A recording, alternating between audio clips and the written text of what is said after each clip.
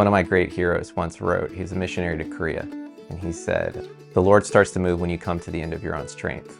So come to the end of your own strength as quickly as possible." My name is Aaron Rosa. I'm a ministry partner at Bay Area Community Church, and I co-lead an outreach team in the Harbor House community in Annapolis. And our vision is to help disciple people into a self-sustaining faith community within that neighborhood. There's a warning in Scripture that says, don't grow weary of doing good. Well, it wouldn't be a warning if it wasn't likely to happen. And we were very much at that point, and I remember, I think it was Miss Tippy, who was faithfully helping us in the community. She lives in the community as well. She had prayed, and she shared with us that her prayer was that more kids would come, because we had had onesie, twosie kids showing up. And so we weren't expecting anything. We were really tired. We show up Sunday at 1:30.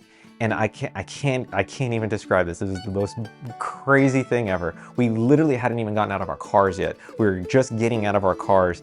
And when I tell you that kids were streaming out of the buildings, it had to be close, 25 plus kids just streaming out of the buildings. We hadn't walked around and corralled them. We didn't have food there that they would be attracted to, that they want to come. Like, they just came out of nowhere, and they were like swarming. We had 3 picnic tables full of kids on both sides, and like, they just kept begging. They said, "Okay, read us the Bible. Like, tell us Bible stories, tell us Bible stories, tell us Bible stories." And I just so happened to have this kids illustrated Bible that I had bought that day. And so I had brought it from home to show some people. And so I brought it out, and we're just reading through these stories and reading through the stories. We made it through creation. We made it through the fall. We made it through Cain and Abel. We're halfway through Genesis at this point. And after about an hour and a half, they're like, "Guys, kids, like, we gotta stop, man. Like, we can't be here all day." They're like, "No, keep reading, keep reading."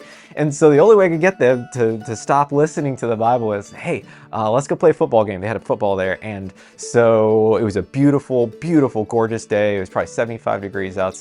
Perfect humidity, just gorgeous. We're all out there, and our whole team is there, 6 of us. We have Miss Tippy, who's a little bit older. We had Sandra, who's a lot older. And everybody's just running around and throwing this. And I don't even know what we were doing. We were just throwing the ball around with these kids. And we just had such a great time, and it was so beautiful. And I came away from that, and as we're walking away, I said to Denny, who co-leads the team with me, I said, "Denny, you realize what that was?" And he goes, "No." I said, "That's about the closest I've ever been to a revival, because that's what happens in revivals." That was a work of the Spirit. We didn't do anything. Everything that we did just moved naturally. It's the ordinary means of grace happening at an extraordinary pace.